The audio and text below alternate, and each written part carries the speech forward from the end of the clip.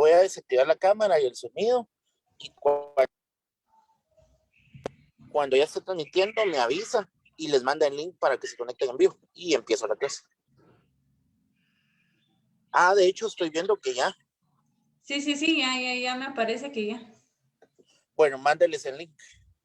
Vaya, ahorita se los envío entonces.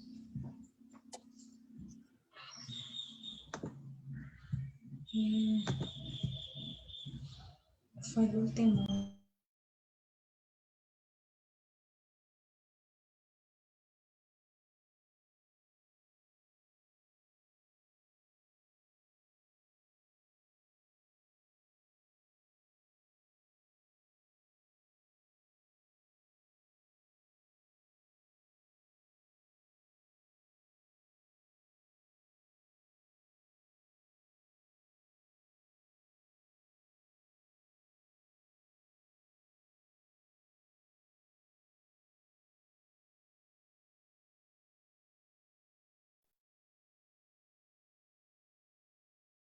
Y para ponerle otros.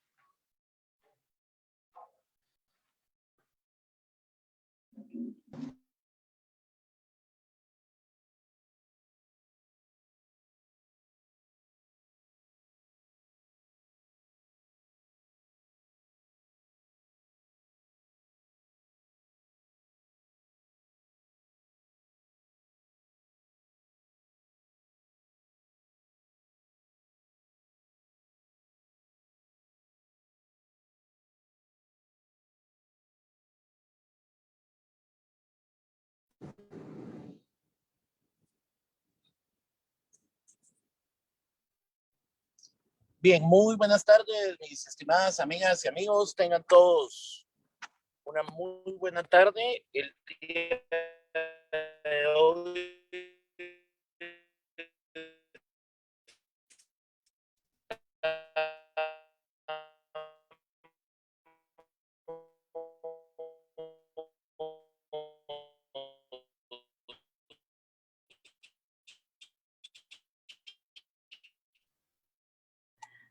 Buenas tardes, licenciado. No sé si me escuchará, jueves, pero casi se le oye 11 muy de marzo del año 2021. El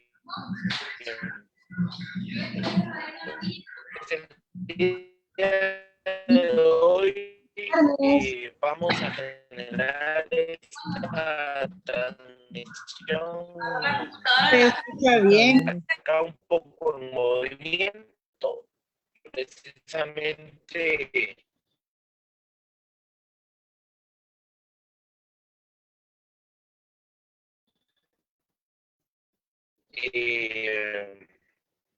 Por temas de horario, ¿no?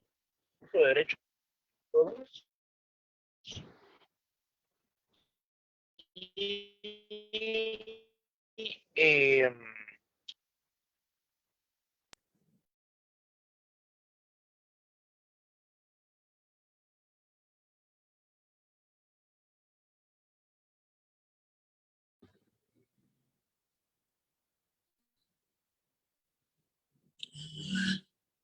al anfitrión, por favor, quizás podemos activar el chat para poder leer a la gente. Estoy leyendo ya el chat del grupo en WhatsApp de algunas personas.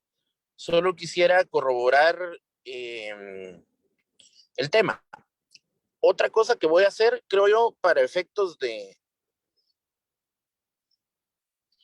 Creo que así va a ser mejor. Me pego un poco más a la bocina, elimino el video, pero tengo activo el audio.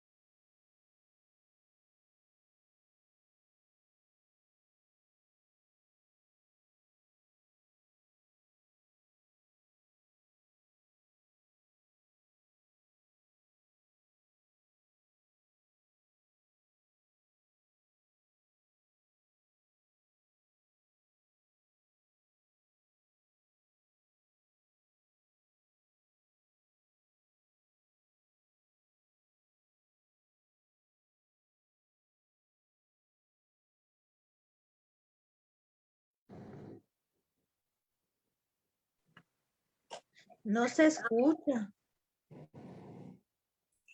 Bueno, ¿me escuchan ahora? Sí, licenciado.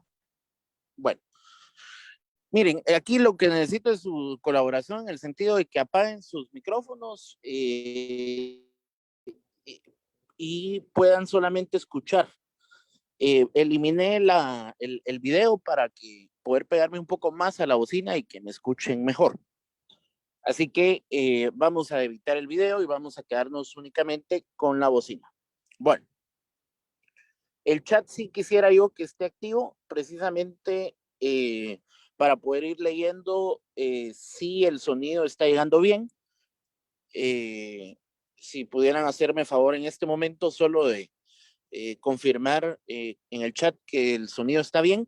No activen micrófonos para evitar más eh, complicaciones. Solo en el chat, por favor, coloquemos ahí el tema de que está bien. Bueno, empiezo a recibir reportes de que el sonido está muy bien. Bueno, este tipo de situaciones de la tecnología es algo, digamos, muy común en estos procesos. En algún momento, al principio del curso, les comentaba que, pues, por cuestiones de agenda y varias situaciones, a veces nos iba a tocar de esta forma. Pero vamos a entrar en materia. La última sesión que tuvimos, les expliqué que vamos a adentrarnos nuevamente en lo que es el contenido temático. Quisiera, por favor, que tomaran el programa de estudios del curso y se vayan al programa, al módulo número 3, el módulo número 3 del programa, que aborda lo relacionado a las instituciones de control jurídico político del país. De hecho, ese es el título de ese módulo, del módulo 3 del programa, y vamos a empezar a abordar el tema con la Constitución Política de la República en mano. Hay varios aspectos que vamos a valorar y también a tomar en cuenta, sobre todo en el proceso del desarrollo de este módulo, que es uno de los módulos, a mi criterio, más relevantes y más importantes del programa.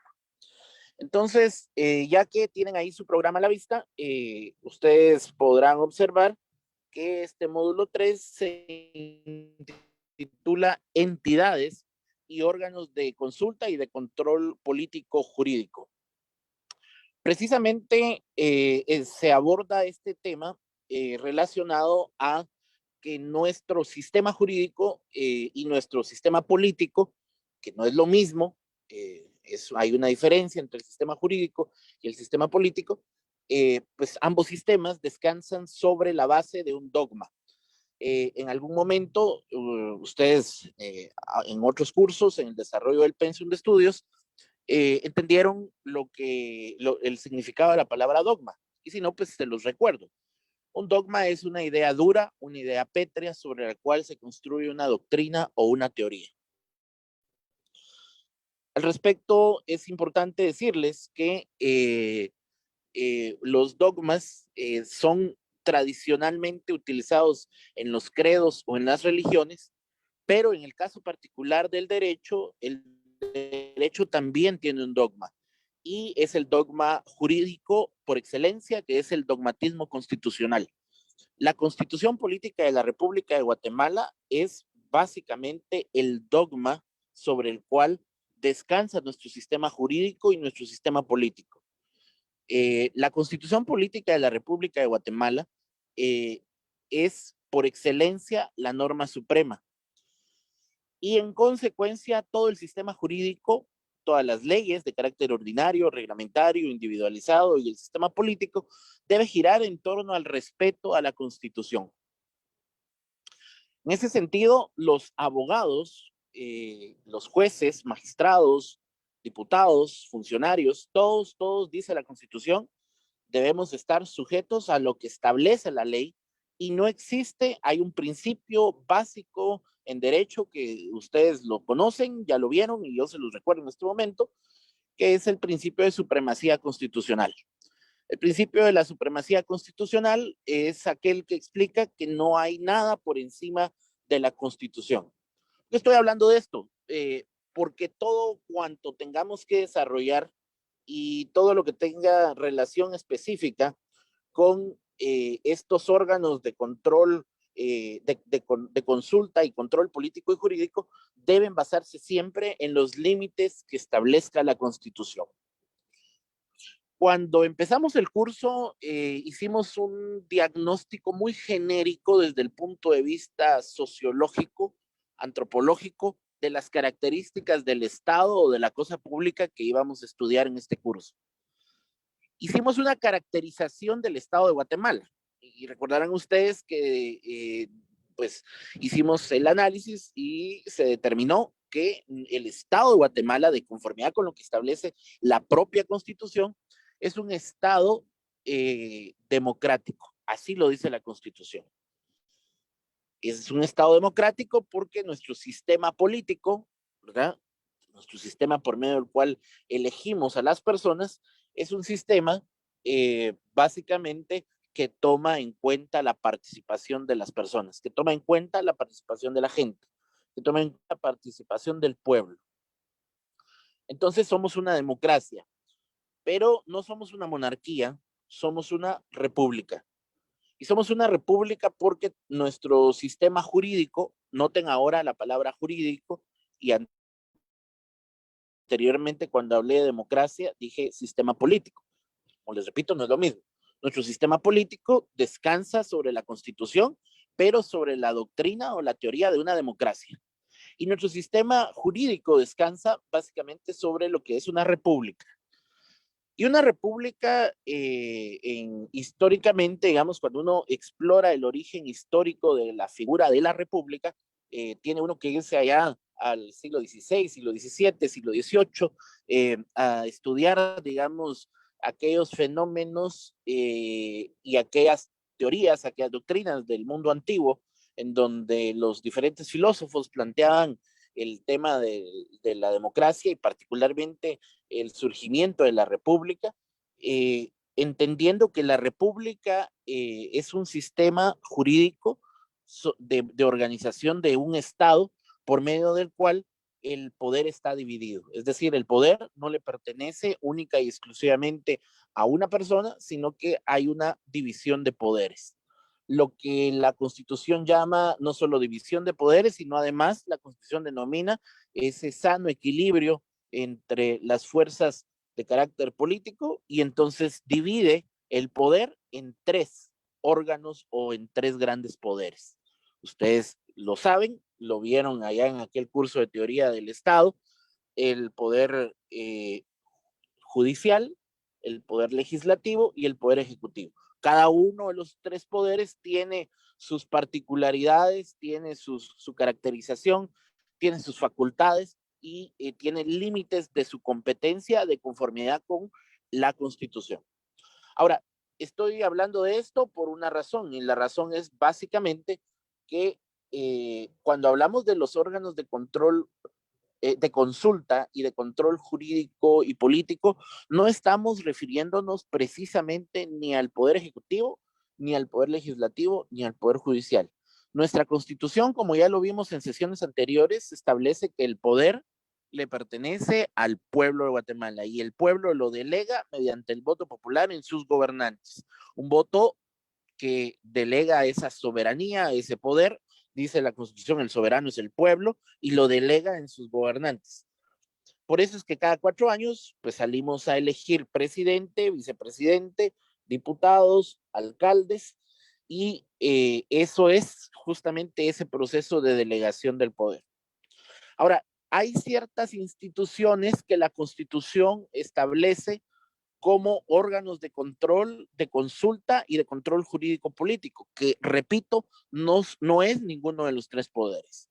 Es decir, los tres poderes y la república descansan sobre el ideal de los frenos y los contrapesos, es decir, evitar que exista un dictador, para evitar aquellos episodios negros de la historia de la humanidad en donde existieron dictadores que hacían su voluntad y que básicamente no respetaban los derechos humanos de las personas y había un exceso del uso arbitrario del poder.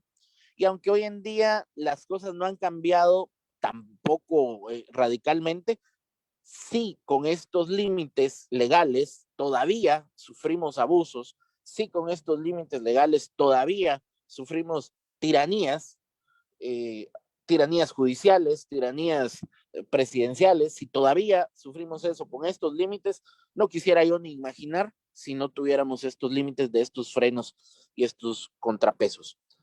Pero cuando hablamos de estos órganos, mis estimadas amigas y amigos, lean su programa, módulo 3, estos órganos realmente no forman parte de ninguno de los tres poderes. Y eso es lo primero que quiero dejar claro. Estos órganos no forman parte de ninguno de los tres poderes. No forman parte del Poder Ejecutivo, no forman parte del Poder Legislativo y tampoco forman parte del Poder Judicial. Es decir, son órganos independientes y cada uno tiene su naturaleza, pero todos descansan sobre la base del dogmatismo jurídico, es decir, sobre la base de la Constitución Política de la República de Guatemala. Entonces, cada uno de estos órganos tiene una caracterización, hay particularidades y hay aspectos específicos que debemos valorar. Pero la característica general de todos es que ninguno de estos órganos de consulta, de control político y de control jurídico, ninguno de estos órganos fue creado o fue concebido por la Asamblea Nacional Constituyente allá en 1985. Ninguno de estos órganos fue constituido para estar supeditado a ninguno de los tres poderes del Estado.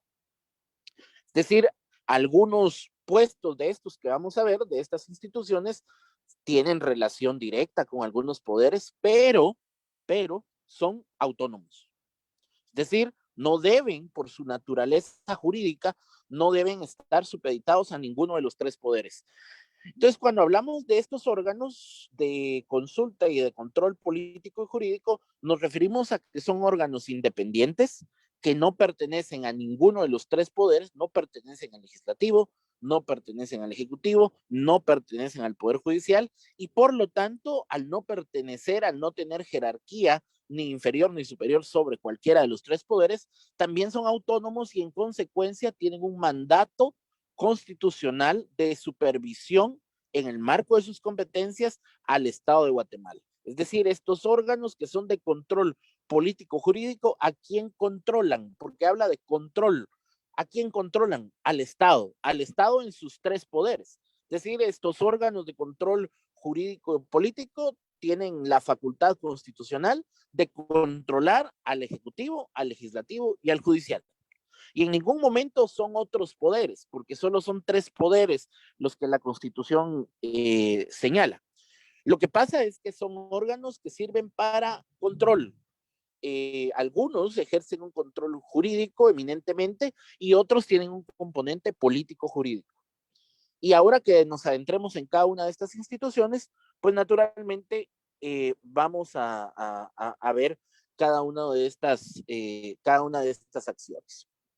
Bueno, vean, entonces entendamos el origen de estos órganos, que son básicamente en el caso guatemalteco, en el caso particular de Guatemala, son creados por la Asamblea Nacional Constituyente. Es decir, yo en el examen pudiera preguntarles a ustedes qué órgano crea estas instituciones de consulta y de control jurídico político, y la respuesta correcta sería la Asamblea Nacional Constituyente. ¿Y de dónde sacó este dato? ¿De dónde, licenciado, usted está sacando esta información? Bueno, todas estas instituciones que ustedes ven en el programa, en el módulo 3, estas instituciones están contenidas en la Constitución Política de la República de Guatemala. Y al estar contenidas en la Constitución Política de la República de Guatemala, pues naturalmente tienen su origen en el órgano que creó la Constitución, que naturalmente es la Asamblea Nacional Constituyente. Algunas de estas instituciones fueron incorporadas en la Asamblea Nacional Constituyente de 1985 y otras, como el caso particular del Ministerio Público, que se agregaron posteriormente en la reforma constitucional de 1993, la única reforma constitucional que ha habido en el país. Eso lo vamos a continuar viendo más adelante. Entonces, el origen es la Asamblea Nacional Constituyente, el origen eminentemente legal de estos órganos. Ahora, el origen doctrinario de estos órganos son justamente la necesidad que tienen las élites de los países, de los estados, para controlar al Estado y para controlar no solamente al presidente y a sus funcionarios, sino también a los diputados en el Congreso, a los jueces y magistrados en el Poder Judicial. Es decir, evita los abusos y las arbitrariedades del Estado. Esa es la idea de crear estos órganos de control jurídico y político. Por eso es que, a ver, ustedes que van a ser abogados, y quienes ya tenemos la oportunidad de serlo, tenemos que tener claro esto. Muchas personas que no conocen de derecho, muchos periodistas, con todo respeto, ignoran la naturaleza de las instituciones y siempre están polemizando entre una institución y otra. Pero hay instituciones que ya, sin importar quién sea el funcionario, hay instituciones que ya tienen un mandato. Y voy a poner el ejemplo en este momento del caso de la figura del Procurador de los Derechos Humanos. El Procurador de los Derechos Humanos, de conformidad con la Constitución Política de la República de Guatemala, dice que es un comisionado del Congreso. Miren ese dato interesante. Lo comisiona el Congreso. Sin embargo, el que sea comisionado del Congreso solo hace referencia a su mecanismo de elección. Es decir, el procurador es electo por los diputados. Pero que sea electo por los diputados no le hace en ningún momento un empleado de los diputados. Que sea electo por los diputados no le hace un funcionario que deba obedecer a los diputados, sino que de conformidad con la Constitución, básicamente debe ser un funcionario que esté al servicio del cumplimiento de la Constitución y de conformidad con lo que establece el artículo 153 de la Constitución Política de la República de Guatemala. El procurador y todos los funcionarios solo pueden hacer lo que la ley les permite, el principio de legalidad administrativa, es decir, un funcionario no puede hacer nada más de lo que la ley le permite. Entonces, vuelvo al ejemplo del procurador. El Procurador de los Derechos Humanos, como institución jurídica, necesariamente siempre tiene un mandato. No importa si es el actual procurador Jordán Rodas, no importa si es el anterior Jorge León Duque, no importa si va a ser el próximo procurador, es la figura legal del procurador la que tiene un mandato, y el mandato es supervisar a la administración pública. Entonces el procurador necesariamente, sin importar quién sea, siempre va a ser una institución, va a ser un sujeto llamado a velar por el respeto de los derechos humanos de la población y en consecuencia a supervisar al Estado de Guatemala y a emitir pronunciamientos y a emitir sanciones morales en contra de funcionarios o instituciones que con sus acciones estén violentando los derechos humanos de la población guatemalteca. Entonces se dan cuenta que no importa quién sea el procurador, ya la Constitución diseñó instituciones de control jurídico político. Y puse el ejemplo del procurador porque es uno de los ejemplos más sanos. Espérense que lleguemos a la Corte de Constitucionalidad y vamos a ver el porqué de todo este contexto que estamos viviendo como país. Lamentable, por supuesto, pero lo vamos a abordar en su momento. Entonces, hay instituciones, ¿verdad? Hay instituciones que tienen una naturaleza de control jurídico político, sin importar quién sea el funcionario. Y ahí es donde muchas veces la prensa se aprovecha de la ignorancia del pueblo y está constantemente generando noticias con esto, con el fin de polemizar y de vender un producto, cuando en realidad lo que tenemos es funcionarios cumpliendo sus funciones, valga la redundancia. Ahora, vamos a empezar por enumerar cuáles son estas instituciones o entidades, órganos, dice la ley, de consulta y de control político jurídico. Aquí en este punto del programa me gustaría que subrayemos básicamente algunas palabras que son claves para poder entender todo esto. La palabra consulta. Otra vez se le está cortando, Lick, disculpe. La palabra control. Lick, le saluda a Omar. No sé si La podría palabra claves en el título de este módulo del programa. Nuevamente. Bueno, miren.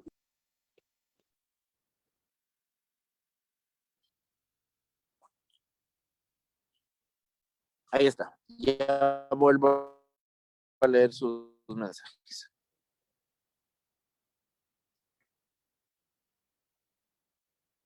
Bueno, voy a repetir la última parte, que es la que me están diciendo que no escucharon.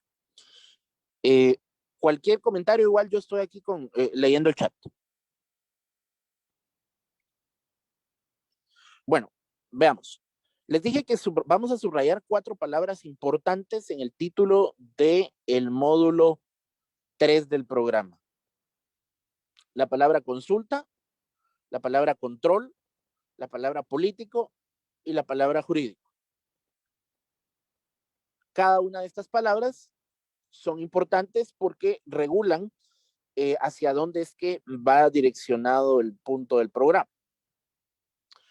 A ver, en este listado de instituciones, de órganos o de entidades vamos a encontrar algunos que son órganos exclusivamente de consulta y otros que tienen funciones de control político y de control jurídico. Entonces, miren, las instituciones tienen ustedes ahí en su programa, que espero tengan a la mano.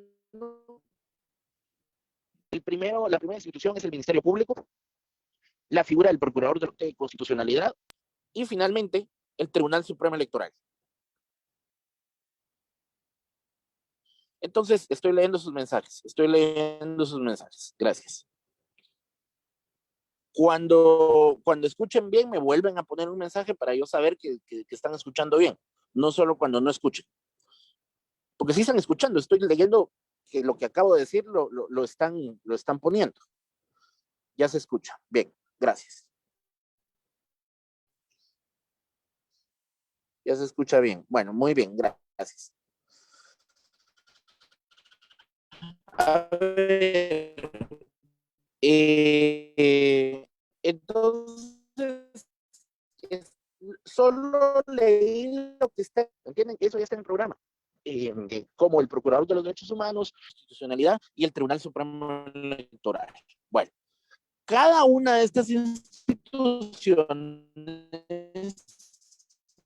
¿verdad?, cumple un rol de control jurídico y político, un rol de consulta. Estoy leyendo sus mensajes, Entonces, a ver, cada una de estas instituciones tiene algunas funciones. Para empezar, les dije, la naturaleza o el origen de estas instituciones es de carácter constitucional, es decir, hayan su fundamento en la Constitución Política de la República de Guatemala y en lo que establece para el efecto el contenido propio del dogmatismo jurídico en la norma y de lo que al respecto dispuso la Asamblea Nacional Constituyente cuando se creó la norma. Entonces, al crearse la norma jurídica a nivel constitucional, se establecieron parámetros y se establecieron algunas funciones de carácter muy general en algunos artículos, ¿verdad? Y en ese sentido, cada uno de estos artículos constitucionales tiene no solamente la esencia de la institución, de cada una de estas 5 instituciones, sino también contiene los preceptos de carácter constitucional sobre las bases de las cuales se desarrolla posteriormente ya en una norma de carácter ordinario. Entonces, vamos a necesitar en el curso que ustedes consigan la ley orgánica de cada una de estas instituciones. Es decir, cada una de estas instituciones no solamente tiene un articulado constitucional que le da fundamento, porque fue el dogmatismo jurídico por medio del cual la Asamblea Nacional Constituyente definió las competencias en términos muy generales de cada una de estas 5 instituciones, sino que posteriormente el Congreso emitió disposiciones normativas de rango ordinario que desarrolló cada una de estas instituciones. Entonces, cada una tiene una naturaleza distinta, cada una tiene un proceso de carácter diferente. Cada una de estas tiene un proceso de carácter diferente. Entonces, a ver, empecemos a analizar el Ministerio Público. El Ministerio Público es el ente encargado con exclusividad de la persecución penal en cuanto a su naturaleza propiamente dicha. El Ministerio Público tiene además algunas, hay un dato importante que tiene que ver con el Ministerio Público, y es que, por ejemplo, al principio, si ustedes revisan algunas normas antiguas, voy a citar el caso particular del Código Civil o del Código de Trabajo, que son decretos aprobados antes de la Constitución. Noten ustedes, nuestro ordenamiento jurídico guatemalteco no guarda un orden cronológico. Es decir, cada una de las normas tiene una fecha distinta de aprobación. Uno consideraría que la norma constitucional es la más antigua y que las subsiguientes normas ordinarias tienen un orden cronológico posterior. Sin embargo, no es así. Por ejemplo, el Código de Trabajo data de la década de los 70, ¿sí? Al igual que nuestro Código Civil y nuestro Código Penal. Es decir, nuestras normas ordinarias básicas como el Código Penal, el Código Civil y el Código de Trabajo datan en su origen de años anteriores a la promulgación de la Constitución. Eso pareciera antitécnico, porque uno no concibe una norma ordinaria creada antes de una norma constitucional. Pero ojo con esto, la explicación es porque siempre ha habido Constitución. Lo que pasa es que antes de 1985 tuvimos una cantidad de constituciones. Allá por el primer semestre ustedes llevaron un curso de Historia Jurídico-Social de Guatemala y de Ciencia Política, y ahí les enseñaron la historia de la Constitución. Ustedes entendieron que desde la época colonial hemos tenido distintas versiones de la Constitución, y pues la más reciente con la que convivimos, la que aplicamos, la que respetamos hoy en día, es la promulgada en 1985, hace ya 30 años más, 35 casi, 36 años ya. Entonces, a ver, nuestra constitución es relativamente joven, pero nuestras normas ordinarias, que todavía están vigentes, muchas de ellas tienen una fecha anterior a nuestra constitución. ¿Por qué estoy hablando de esto? Porque ustedes van a notar, por ejemplo, en el Código Civil, que muchas veces se hace referencia al Ministerio Público. Seguramente sus profesores de Derecho Civil ya se los explicaron en su momento y les dijeron, miren, no, ahora el Ministerio Público, todo lo que tenga que ver en el Código Civil, cuando ustedes lean Ministerio Público, es la Procuraduría General de la Nación, por ejemplo, que antes no existía la Procuraduría General de la Nación, la PGN. Todavía hay normas antiguas que hablan, por ejemplo, de un Ministerio de Hacienda. Ahora ya no existe el Ministerio de Hacienda, existe el Ministerio de Finanzas Públicas. Entonces hay normas ordinarias que han quedado obsoletas, no del todo, pero algunos artículos han ido quedando obsoletos. Y en el caso particular de la figura del Ministerio Público, hasta antes de 1985, es decir, antes de que entrara en vigencia la Constitución actual, básicamente lo que teníamos era una mezcla de las facultades de la normativa que regula todo lo que tiene que ver con el aspecto penal. Nuestro sistema penal era un sistema inquisitivo, no era un sistema, digamos, acusatorio como lo es hoy en día, en la doctrina por lo menos. Y antes entonces las facultades de lo que hoy es la Procuraduría General de la Nación y de lo que hoy es el Ministerio Público estaban contenidas en una misma institución que se llamaba Ministerio Público. Entonces, el Ministerio Público, además del tema del tema que ve ahora, porque digamos básicamente se concentraba en todo lo civil y en la representación del Estado. ¿Por qué? Porque antes de la división entre la creación del Ministerio Público como lo conocemos ahora y la creación de la Procuraduría General de la Nación, antes nuestro sistema penal era un sistema acusatorio. Es decir, el juez, además de juzgar, valga la redundancia, también acusaba. Entonces era complicadísimo, porque entonces una persona llegaba y el mismo juez que lo iba a juzgar era el mismo juez que lo acusaba. Así funcionaba porque nuestro sistema penal era así. Entonces, en 1993 se promueve una reforma constitucional, dentro de otros aspectos, se valora o se procede a la división, a la creación del Ministerio Público como lo conocemos ahora, ¿verdad? El Ministerio Público como lo conocemos ahora, y le da una facultad específica que es la facultad de la exclusividad de la persecución penal. Es decir, a partir entonces de ahora, el Ministerio Público debe, a partir de la reforma de 1993, el Ministerio Público es el único ente que por excelencia puede perseguir penalmente a las personas. Y ya no tiene la representación en las actividades que tiene ahora la Procuraduría General de la Nación.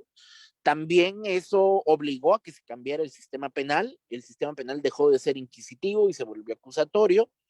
Digamos, un sistema penal en donde ahora hay un ente exclusivo que acusa y los jueces ya no acusan, sino que solamente valoran las pruebas y juzgan.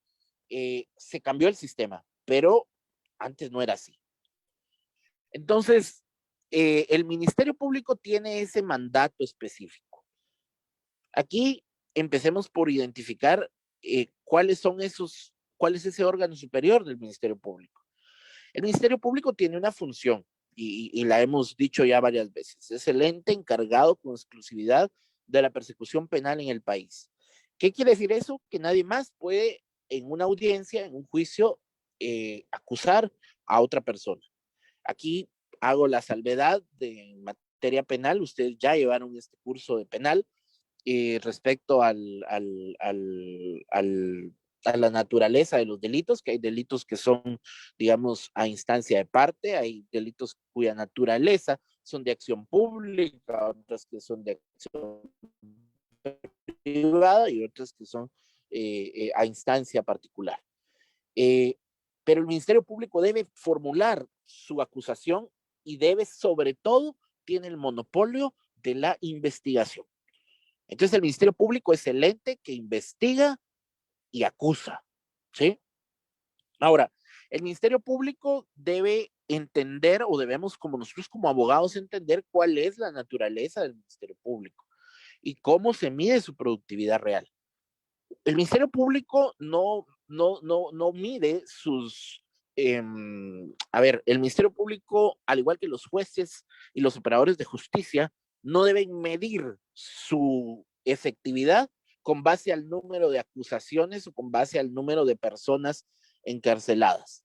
El Ministerio Público tiene un llamado de carácter axiológico. Cuando hablo de axiología me refiero a los valores jurídicos. El Ministerio Público tiene un llamado axiológico y es la averiguación de la verdad. La averiguación de la verdad. Si una persona es acusada, pero el producto de la investigación dice que la persona no era culpable, entonces el Ministerio Público tiene la facultad, tiene las herramientas legales para desistir de la acusación. De hecho, en materia penal, el Ministerio Público tiene la figura del desistimiento. Y no crean que no pasa, se da. Y ustedes como abogados lo van a trabajar muchas veces para sus clientes. Hay muchas ocasiones en que el Ministerio Público inicia procesos de investigación porque hay una denuncia, porque pues hay alguien que dijo, que comentó algo, y entonces pues naturalmente el Ministerio Público tiene la obligación legal de aperturar el expediente e investigar. Pero si en ese proceso de investigación el Ministerio Público determina que la acusación era espuria, que no hay sustento, que no hay fundamento, que entonces existe la figura del desestimiento, aparte de la desestimación. ¿Ah? Eso es un tema penal. Pero a ver, el Ministerio Público puede desistir de la acusación o de la investigación que está haciendo, incluso antes de llegar a la acusación. El Ministerio Público tiene un llamado axiológico, y eso sí puede ser pregunta de examen. ¿Cuál es el llamado axiológico al Ministerio Público? La averiguación de la verdad. Es que no es meter gente a la cárcel. Que vayan a la cárcel los culpables, por supuesto. Pero si alguien no es culpable, que no vaya a la cárcel. Entonces, el llamado axiológico, la naturaleza jurídica del Ministerio Público es la averiguación de la verdad, sin importar si el acusado, si quien está siendo investigado es hallado culpable o no. Eso es simplemente producto del valor axiológico de la verdad. El Ministerio Público es llamado a promover la verdad mediante la investigación. Ese es su valor jurídico, esa es su naturaleza jurídica. Esa es la idea de que el constituyente en su momento pensara en un ministerio público precisamente con el ánimo de buscar una entidad que se dedica a la investigación y no a la acusación y encarcelamiento. ¿Cuál es la historia o el antecedente histórico básicamente del Ministerio Público en Guatemala? A ver, ustedes llevaron un curso de Historia Jurídico-Social de Guatemala en los semestres anteriores.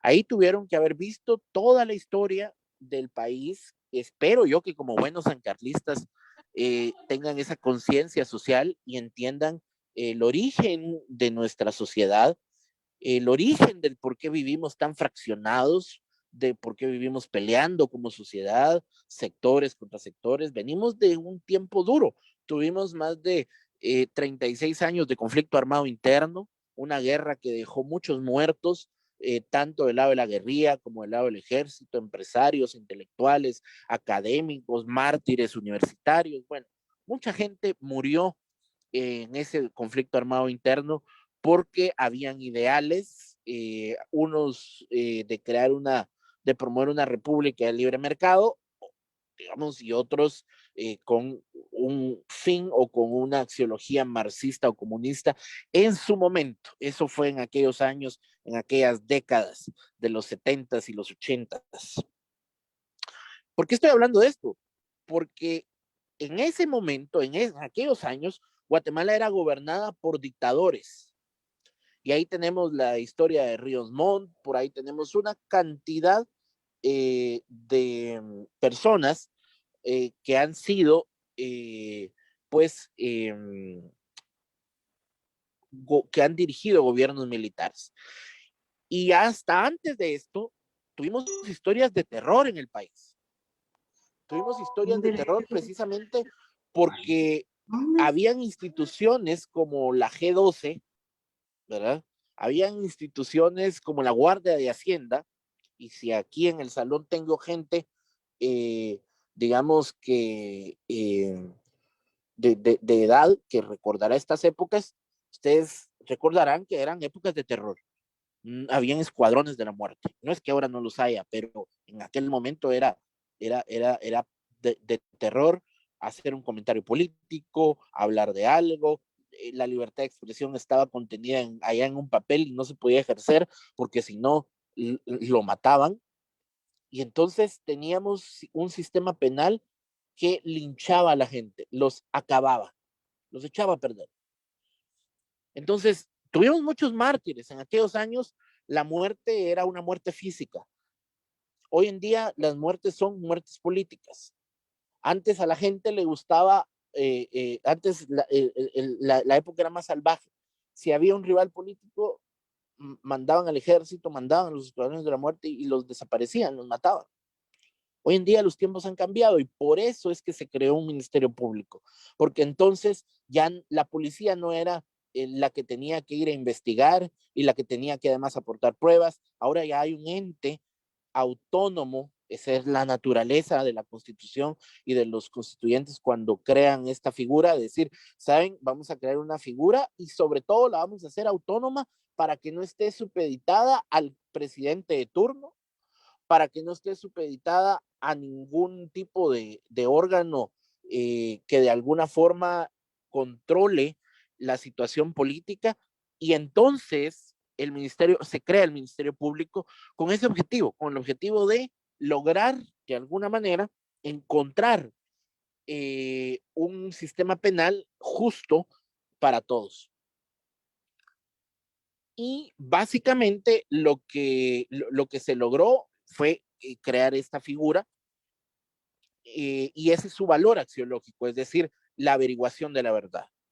Ahora, ¿cómo se elige el Ministerio Público? A ver, el Ministerio Público lo dirige un fiscal general o una fiscal general. Actualmente es una mujer fiscal general y anteriormente fue una mujer fiscal general. Que por cierto, valga el tema, ahora que hablamos del tema de género y de mujer, un cordial saludo a las damas por el Día Internacional de la Mujer. Pues con las carreras no se los dije el martes, pero de verdad esperando que la pasen bien. Y tiene mucho que ver ahora porque imagínense ustedes qué importancia. Hace 10 años, hace 15 años, nunca hubiéramos pensado que mujeres estarían al frente de puestos tan importantes como es el Ministerio Público. Tanto la actual fiscal como la fiscal anterior son un ejemplo de superación y de acceso a espacios de poder para las mujeres. Pero eso era algo impensable hace algún tiempo. Y entonces, el Ministerio Público lo dirige un fiscal general o una fiscal general. Además, el Ministerio Público tiene un consejo directivo alrededor del fiscal general. Este consejo directivo tiene una integración multilateral que vamos a analizar en la ley orgánica, y este fiscal general es nombrado por el presidente de la República de turno. Los periodos del fiscal general son nombrados por el presidente de la República de turno. Y aquí vuelvo a citar un poco el ejemplo del procurador. Al procurador lo nombran los diputados, pero el hecho que los diputados lo nombren no hace que el procurador sea un empleado o un supeditado de los diputados. Y aquí pasa lo mismo. La fiscal general o el fiscal general es nombrado de conformidad con la Constitución por el presidente de la República de Guatemala. Ahora, que sea nombrado por el presidente o nombrada por el presidente no le debe hacer un fiscal o una fiscal general supeditado a los caprichos de turno del presidente que esté en ese momento. Porque si no, entonces estaríamos burlando el espíritu de la ley. La ley, cuando crea la Constitución los constituyentes, cuando crean la figura del Ministerio Público como una institución autónoma encargada de la persecución penal, del monopolio de la persecución penal, de la acusación y sobre todo con la carga axiológica de que están llamados a la averiguación de la verdad, precisamente buscaba quitarle el elemento político a la persecución penal y volverlo un elemento o volverla una institución eminentemente jurídica, eminentemente científica y técnica. Entonces, cuando vemos que el Ministerio Público es utilizado de manera política, entendemos que se está desnaturalizando la idea o se está desnaturalizando la naturaleza, valga la redundancia, se está desnaturalizando el objetivo o el valor axiológico de la institución. El Ministerio Público se creó por parte de los constituyentes, se creó por parte de los legisladores, porque fue una reforma al final, pero actuando en función de legisladores constitucionales. El Ministerio Público se crea precisamente para apartar a los presidentes de turno de las investigaciones, para evitar caer nuevamente en aquellos años 80 en donde un Efraín Ríos Montt perseguía a sus enemigos políticos con la policía y los metía a la cárcel y los asustaba. Esa era la idea de tener un ministerio público, una institución autónoma que aunque estuviera nombrada por el presidente de turno, nunca estuviera supeditada a sus intereses políticos. El Ministerio Público debe actuar apegado a derecho, debe actuar de manera científica y de manera técnica, sin sesgos y sin parcializarse con asuntos políticos. Lamentablemente hoy no es así. Lamentablemente hoy, sobre todo hoy, en estos tiempos, en este contexto, en esta fecha, da mucha pena hablar de esto porque parece que regresamos a los años 80.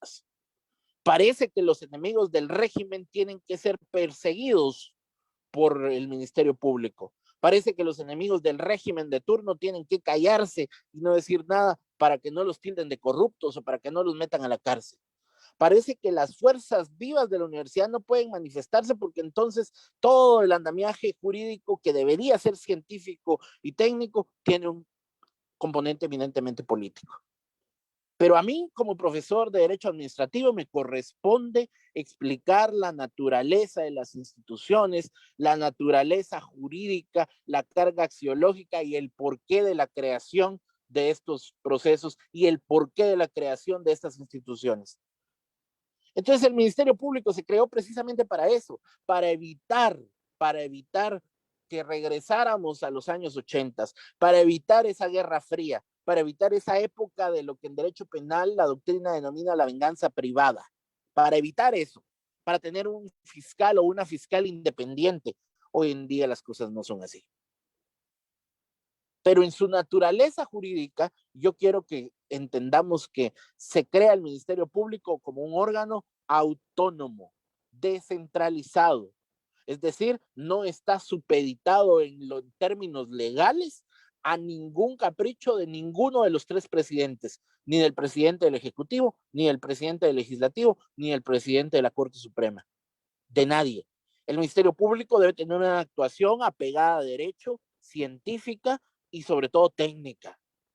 Si el Ministerio Público estalla casos políticos contra políticos el día de la elección, deja de ser científico y se vuelve político. Y regresamos a los años 80, donde los enemigos del régimen tenían que ser castigados y donde el derecho era utilizado precisamente para castigar al enemigo político. Se desnaturalizó el Ministerio Público. Se fue en contra de su carga axiológica el Ministerio Público. Por eso es importante la elección del Ministerio Público. Ahora, de conformidad con la ley, el Ministerio Público lo nombra el presidente de la República de turno. Pero lo nombra a propuesta de una comisión de postulación. Miren, ahora ese tema es tan delicado y es tan complicado que vale la pena analizarlo. Bueno, estoy viendo la hora, ya casi son las 7, me voy a quedar hasta aquí con el tema del Ministerio Público el día de hoy. Fue un gusto saludarlos, espero que podamos vernos el próximo martes ya nuevamente conectados como tradicionalmente lo hacemos con cámara y con audio, y esperen sus notas el fin de semana. Les mando un fuerte abrazo y que tengan todos una muy feliz noche. Gracias, licenciado. Feliz noche. Gracias, licenciado. Feliz noche. Feliz noche, Lick. Gracias, Lick.